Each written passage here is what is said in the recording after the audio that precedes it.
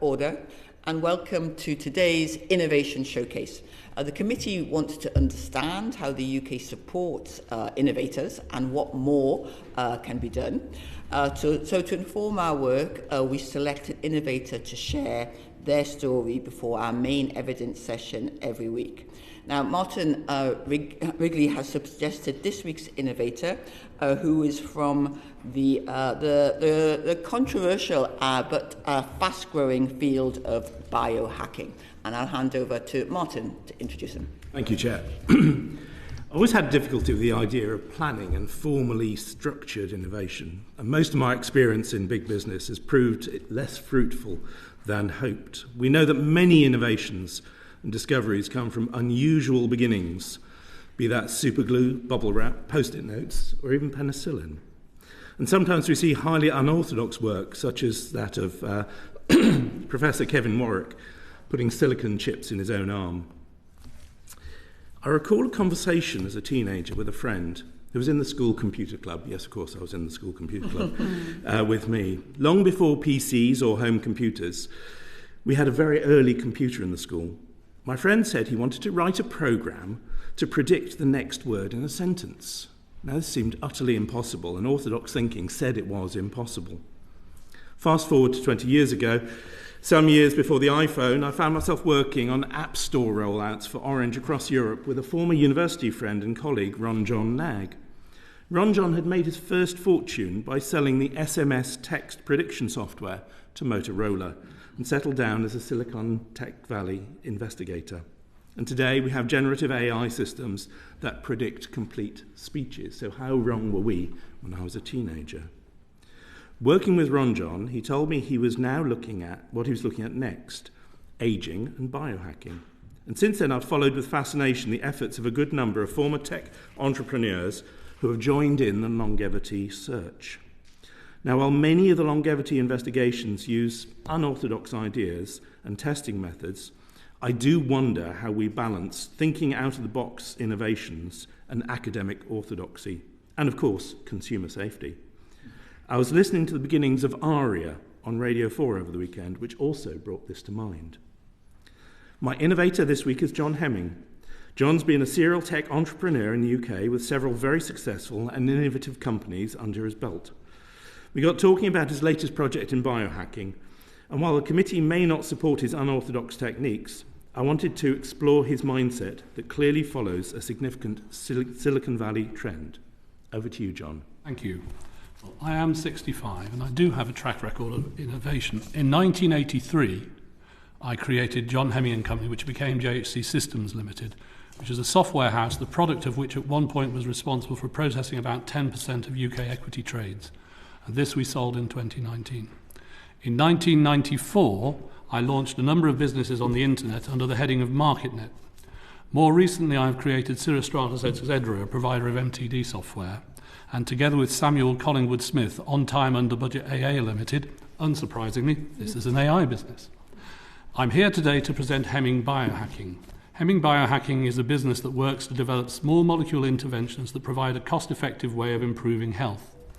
My academic scientific background was a scholarship in natural science at Magdalen College, Oxford, where I specialised in atomic, nuclear and theoretical physics, and I moved into commerce after my first degree. I haven't got a second degree. I am criticised because a lot of the experimental work I do is self-experimentation. However, Werner Postman, Barry Marshall, Ralph Steinman are among people who've won the Nobel Prize as a result of self-experimentation, and it has a solid track record of getting replicable results.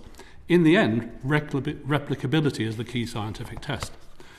Oddly enough, the first publication I had in a peer-reviewed journal was in November 2025, when I was a junior co-author in a paper entitled Open Problems in Aging Science, a Roadmap for Biogerontology, which was published in Geroscience. My part in this concentrated on mitochondrial function. The underlying scientific thesis behind the company is one I presented at Imperial College also in November 2025 at a conference entitled Emerging Technologies for Healthy Aging and the Prevention of Non-Communicable Diseases. My presentation was entitled Aging a Feature, Not a Bug of Evolutionary Software, Arguments for Acetylation Being Upstream of Methylation. The time is not available to go into all the details of the molecular biology behind it. I have a website called Citrate Science and a YouTube channel, unsurprisingly, called John Hemming, which have further details for anyone interested, and I'm happy to do further presentations and ask any questions if that's useful. Obviously, I know I'm not answering questions here. The principle, however, is that within the nucleus of the cell there are splicing factors, histones and other proteins. By adding and removing acetyl groups to these proteins, there are changes to gene expression. The process of adding an acetyl group is called acetylation. What is interesting is that there are small molecules with the size of under 1 kilodalton that can be used to intervene in those pathways. These have well-known safety profiles, and it's essentially a question of managing the combinatory effect to improve health and well-being. A good example of how food can change gene expression is how royal jelly changes the gene expression of bees so that the queen is only the queen because she eats royal jelly. Around the world, there are many organisations that are working out how to handle the diseases of ageing, and at this stage I cannot be certain how much progress we have made, but given the nature of the geroscience hypothesis, it does look like a useful pathway to adopt. Interestingly, the main source of citrate in cells comes from mitochondria via a transport protein called the citrate carrier. It's quite interesting how the translocation of the ATP citrate lyase enzyme to the nucleus effectively maintains a separate pool of nucleoacetyl-CoA to maintain the acetylation of nuclear proteins. This then is linked to the state of the mitochondrial DNA as the membrane potential is reduced by the damage to the mitochondrial DNA, which occurs gradually over time. Interestingly, therefore, it is possible, and we don't have the time to go into the details, to see how this links to both neurodevelopment disorders and neurodegenerative disorders. And these are at least in part driven by the mitochondrial issue. Similarly, fertility is affected by mitochondria, as the process of follicular atresia can only go so far in terms of maintaining mitochondrial quality. Using small molecules has the advantage of there normally being a known safety profile. They are also not that expensive, as they are often molecules found as part of food and the normal metabolism.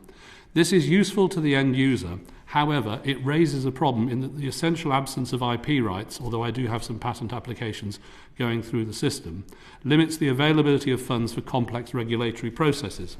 If the regulatory system was focused on safety and less concerned at the potential risks of expensive urine, then more progress could be made with small molecules. On the other hand, as there is a global market, it does not prevent progress being made in other markets, and that can then feed back to the UK at a later stage. I'm in discussions with potential partners in various global regions about launching outside the UK. Well, thank you for hearing me. Thank you very much, John, and it's good to hear different and indeed unorthodox voices in this important area of ageing, and we know that this is something of great interest to many groups around the world, and particularly in Silicon Valley. And Martin, would you like to close? Well, most of the science goes completely and utterly over my head. I think it's fascinating. I mean, the old axiom, you are what you eat, is clearly got something to it.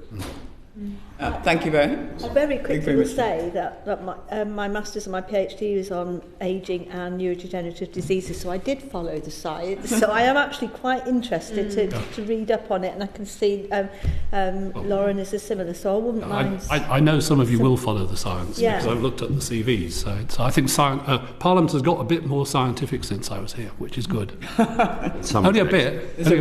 A copy of your speech would be lovely. Yes, we'll share the and share the contacts so that others can get in touch. If you don't mind saying, just look up the website, Citrate Science. I've got my posters from 2024 and 2025 there, and I'm very happy to come on another occasion and discuss things, either in a formal session or an informal session. There's no difficulty at all. Great. Okay. Thank you very much. Thank you very much, John Hemming. Order.